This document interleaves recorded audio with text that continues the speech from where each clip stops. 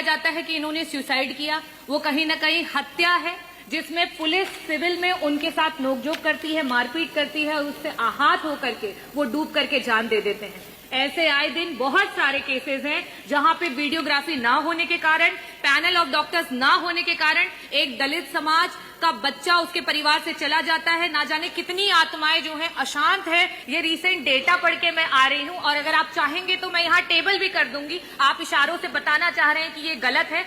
आदरणीय अध्यक्ष जी, आपका आभार व्यक्त करना चाहूंगी कि आपने उत्तर प्रदेश के पीडीए समाज, पिछड़ा, दलित, अल्पसंख्यक आदि आबादी के साथ आए दिन हो रहे अत्याचार के बारे में प्रश्न पूछने का अवसर दिया सरकार से। एनसीआरबी के आंकड़े स्वयं ये बयां कर रहे हैं कि किस तरह से आए दिन एससी एसटी के ऊपर और साथ ही साथ महिलाओं के ऊपर जिस तरीके से अत्याचार बढ़ता चला जा रहा है। मेरा प्रश्न था कि संदिग्ध हत्याओं में क्या सरकार वीडियोग्राफी कराती है या पैनल डॉक्टर्स के द्वारा वहां पे पोस्टमार्टम कराती है। अध्यक्ष जी, मैं सदन के माध्यम से कुछ ऐसे केसेस हैं, क्योंकि समय की बहुत बाध्यता है, इसके कारण कुछ ऐसे केसेस हैं जिसको मंत्री जी के सामने रखना चाहूंगी और उनकी फोटोज के साथ रखना चाहूंगी, क्योंकि ये ऐसी चीजें हैं जिसे देखना बहुत जरूरी है और उस पर कोई ठोस कार्यवाही करना भी बहुत जरूरी है। अविनाश सोनकर 32 साल का, अलीगढ़ से एक इलेक्ट्रॉनिक की छोटी सी दुकान चलाता था। उसकी पोस्टमार्टम रिपोर्ट में ये आता है कि उसका जो एग्जिट और एंट्री वुंड है वो उसकी शव की फोटो से मेल नहीं खाता है और पुलिस कहीं ना कहीं इसे ये दर्शा रही है कि वो एक सुसाइड है, जबकि पोस्टमार्टम रिपोर्ट में ये भी पाया गया है कि दोनों एग्जिट और एंट्री साइड पे जो बोन्स है वो फ्रैक्चर पाई गई हैं, जो कि सुसाइड में कनपटी से जब आप गोली चलाएंगे, बुलेट चलाएंगे तो ऐसी स्थिति में होना पॉसिबल नहीं है। तो पोस्टमार्टम की रिपोर्ट और साथ ही साथ जो शव की फोटो है उसमें कोई मेल नहीं है और ना ही यहाँ पे किसी पैनल ऑफ डॉक्टर ने इस पोस्टमार्टम को किया है और ना ही इसमें कोई वीडियोग्राफी की गई है। विशाल सोनकर 20 वर्ष का बच्चा, जिसकी कि बनारस में डूब करके मौत हो जाती है, जो कि पुलिस बताती है कि उन्होंने सुसाइड किया। वो एक जिम्नास्ट हैं, वो एक जिम्नास्ट थे, एक स्विमर थे और जीन्स, बेल्ट और टी शर्ट पहन करके उनका जो शव है उसकी फोटो है, जो मैं सदन के पटल पे रखूंगी।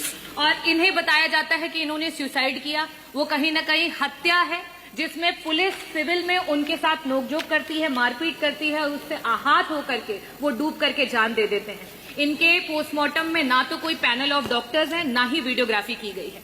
प्रियंका सोनकर, जो कि आगरा की रहने वाली थी, शादी के जस्ट 12 दिन बाद दहेज की वजह से उनकी मृत्यु हो जाती है। उनके पोस्टमार्टम रिपोर्ट उनके शव की फोटो से कहीं भी मेल नहीं खाते हैं। जो शव की फोटो है उसमें पूरा का पूरा खून उनके कपड़े में लगा हुआ दिखाई दे रहा है, लेकिन पोस्टमार्टम रिपोर्ट में कहीं भी नहीं दिखा रहा है कि उनका कॉज ऑफ डेथ क्या है। वहां यहां तक डॉक्टर ने ये लिखा हुआ है कि cause of death can not be ascertain. ऐसे बहुत सारे पोस्टमार्टम रिपोर्ट्स हैं। विशुन पाल, एक पीडीए समाज का व्यक्ति जिसकी हत्या हो जाती है, उसमें कई सारे लोग उसके लिए धरना देते हैं। 27 नामजद मुकदमे होते हैं, 100 अज्ञात मुकदमे होते हैं, लेकिन विशुन पाल जी की जब पोस्टमार्टम होती है तो उसमें ना तो पैनल ऑफ डॉक्टर्स है, ना ही वीडियोग्राफी है और बाद में उनको एक नॉर्मल डेथ करार कर दिया जाता है, जिसपे कोई भी कार्यवाही नहीं होती। ऐसे आए दिन बहुत सारे केसेस हैं जहां पे वीडियोग्राफी ना होने के कारण, पैनल ऑफ डॉक्टर्स ना होने के कारण एक दलित समाज का बच्चा उसके परिवार से चला जाता है। ना जाने कितनी आत्माएं जो हैं अशांत है, सिर्फ और सिर्फ सरकार की नाकामी की वजह से, और वो परिवार रोज आए दिन कचहरियों के और आपके थानों के चक्कर काट रहे हैं। मेरा प्रश्न सरकार से ये है, मंत्री जी से ये है, सबसे पहला प्रश्न कि क्या सरकार ने कोई ऐसा नियम लागू किया है कि सारे के सारे जितने भी थाने हैं उत्तर प्रदेश में, वहां पे सीसीटीवी की निगरानी में सारे कार्य हो रहे हैं? और अगर सीसीटीवी की निगरानी में नहीं हो रहे हैं तो क्या कस्टोडियल डेथ्स को लिबर्टी देने के लिए ये किया जा रहा है? मेरा पहला प्रश्न ये।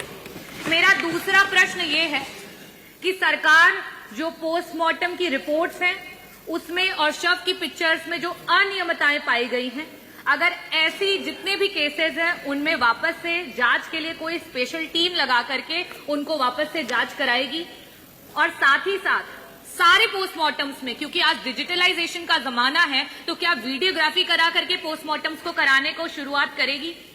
मेरा लास्ट सवाल आपसे ये है मंत्री जी कि आए दिन आपके खुद के एनसीआरबी के आंकड़े बता रहे हैं कि किस तरीके से हत्याएं बढ़ती चली जा रही हैं, महिलाओं के खिलाफ अपराध बढ़ते चले जा रहे हैं। ये रीसेंट डेटा पढ़ के मैं आ रही हूं और अगर आप चाहेंगे तो मैं यहाँ टेबल भी कर दूंगी। आप इशारों से बताना चाह रहे हैं कि ये गलत है, चाहे वो महिलाओं के खिलाफ अपराध हो जिसमें 1 लाख पॉपुलेशन में 60,000 महिलाएं हैं जो आए दिन अपराध का शिकार हो रही हैं। साथ ही साथ SC/ST कम्युनिटी का भी मैं टेबल कर दूंगी। मेरा आपसे आखिरी प्रश्न ये है कि जो परिवार अपने लोगों को खो दे रहा है, एक प्रजापति समाज के 2 बच्चे छोटी सी चाउमीन की दुकान चलाते थे जौनपुर में, मात्र थाने से 100 मीटर की दूरी पे गला रेत करके उनकी हत्या कर दी गई और ऐसे ना जाने बहुत सारी वारदातें सामने आई हैं।